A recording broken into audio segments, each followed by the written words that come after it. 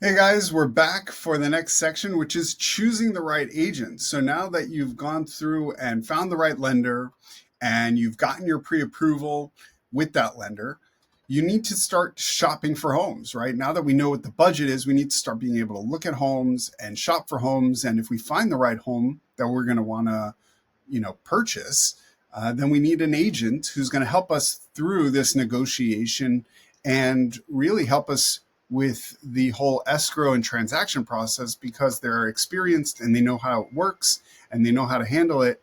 And so it's important that you get an agent and that you choose the right one. So I want to walk you through a few steps, a few questions of how to choose the right agent and what that entirely looks like. So we are going to look at some questions here. First of all, why do you need an agent? Well, like I said, the real estate process, it's very simple. There is a very simplicity aspect to buying a home, but there are a lot of complexities within the process. So within this course, we're walking you through all of the basic steps of what it takes to buy a home. Okay. But once you get into escrow, and even before you're in escrow, right, before you've gotten your offer accepted, there are a lot of factors that could come into play that you are going to need to work through. And an experienced agent is one who is going to be able to help you walk through all of these because they've been through all of these different types of scenarios. So an agent is very important to, first of all, when you're looking at homes, the agent should be pointing out things to you about the home that you're not going to notice on your own. Maybe things about the foundation, maybe things about the age of the home or the neighbors or the neighborhood. Okay.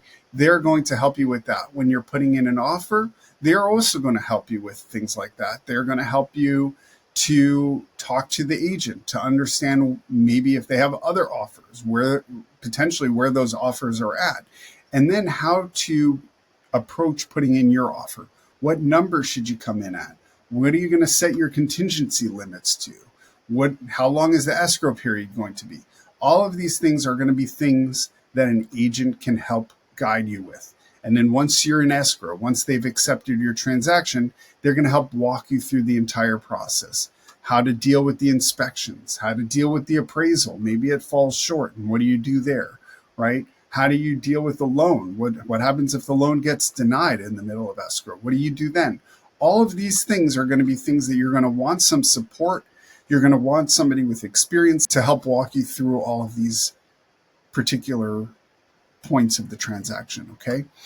So that's why you want an agent. What should you look for in an agent? Well, like I said, it's very important that your agent has experience. Okay. You want somebody who's been through the ringer, maybe who's been through multiple market cycles, because not everything is going to be, the same. If you're in a buyer's market or if you're in a seller's market, it's going to be a different approach. And maybe you have a house that's older, maybe you have a house that's newer, maybe you have a new build. So somebody who's been through all of these different scenarios, it's going to be important to have them on your side so that they can help guide you through all of it. And so that's primarily what you're going to want to look for with an agent. You also want to make sure that it's somebody that you have rapport with, okay? Because at the end of the day, this is somebody who you're putting a lot of faith into. And so there needs to be a lot of trust both ways. They need to be able to trust you, and you need to be able to trust them. And one of the best ways to learn if it's somebody that you can trust is somebody who you build rapport with. Do you feel like they're being honest when they talk to you? Do you feel like they're holding anything back? Do you feel like they have the right amount of experience? Do they talk like you want them to talk? Do they listen when you talk? All of these things are very important because you're going to be working with them for a while and you're going to be trusting them a lot. And you're going to be putting essentially all of your money into their hands, right? It's that may be stretching the truth a little bit, but the reality is that you're putting a lot of faith into their help and into their advice. And so you really want somebody who you can therefore trust a lot. Okay. So that's the two main things that you want to look for is experience and you want to look for rapport. Now, you can find agents in different places. You can obviously find them online. You can find them through referrals from friends and family. You can find them by going to open houses of houses that you're not interested in and talking to that listing agent. Maybe they would be able to represent you if you like them, and if you like what they're doing for that open house, maybe it would be a good fit for you. So there are a lot of different ways to find an agent, but you really want to look for experience and you want to look for that rapport. Now, experience, you're going to be able to search their experience online. You should be able to see how many houses they've sold, how long they've been an agent, et cetera, et cetera.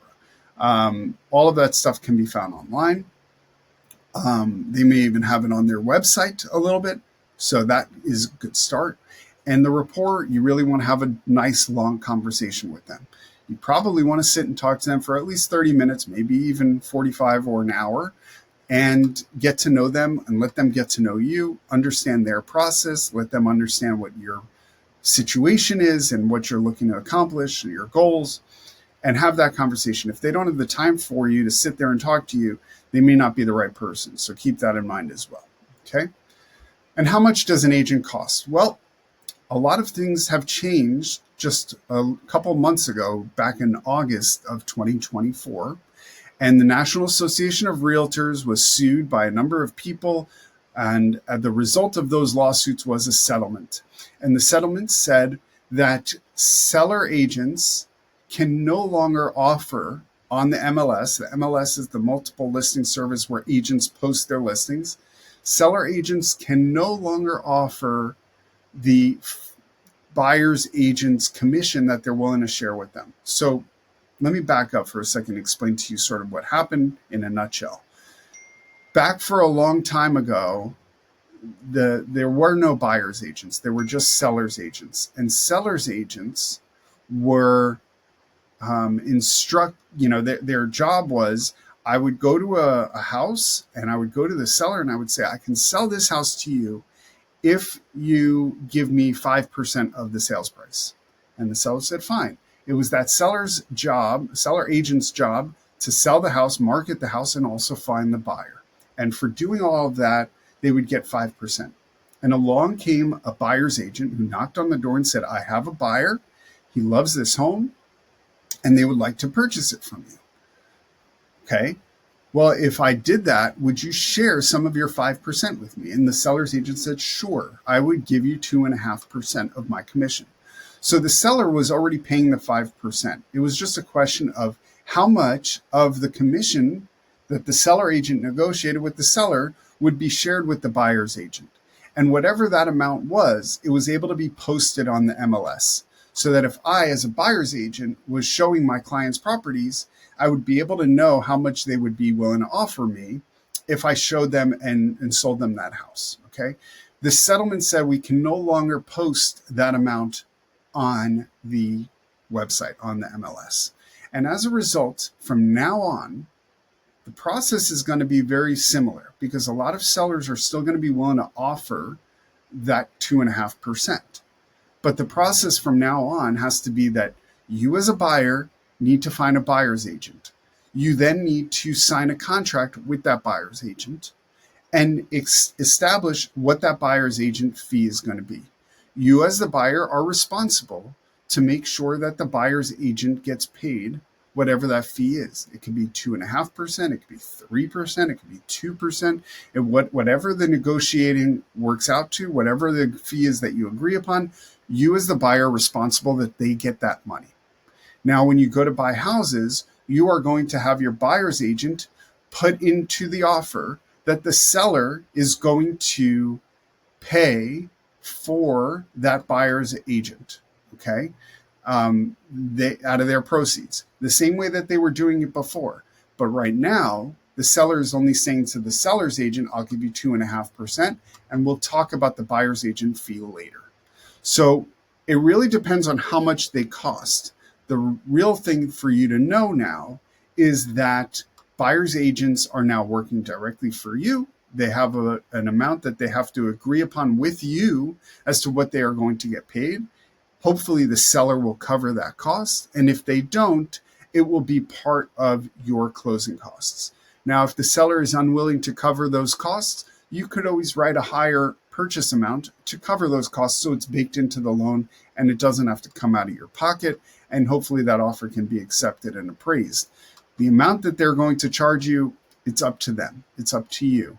You can find a buyer's agent who is going to work with you and with your terms, and is willing to do the work. But keep in mind the old adage, you get what you pay for. So somebody who's willing to do it just for a couple $100, they may not be that experienced. They may not be that hands-on. They may not help you as much as you need the help for. So you want to get somebody who's experienced and is willing to do it for a proper fee. And the last question is, can I work with you? Yes, of course. I am licensed here in California. I work primarily in Los Angeles. I sometimes work in North Orange County. So if you are looking or shopping in those areas, then yes, absolutely, you can work with me. A little bit about me, as you may already know, I've been in real estate for 14 years, buying and selling homes for all that time. I became a real estate agent when I came to Los Angeles. I've been living here for about 8.5 years now. And I got into it because I liked real estate and I wanted to help people. And really, I treat all of my clients like they're a member of my family. I really want the best for each and every one of them. I'm also focused on educating my clients. As you can see from here, from this training course, I am focused on educating you. I want you to have all of the information at hand. So, because at the end of the day, it's your decision to make on which home you buy and how much to spend for it. So I want you to be making the best and most informed decisions for yourself, okay? Education for me is the key. And as a result of that, I've sold hundreds of homes and helped hundreds of families get into new homes and start their lives, maybe start building their family in that new home. I'm very proud of that, and I would love to be able to help you if we can work something out. If you are in LA, give me a call. Let's see if we can work together. Hope that helps you understand how to find an agent and what to look for in that agent. And I'll see you in the next chapter.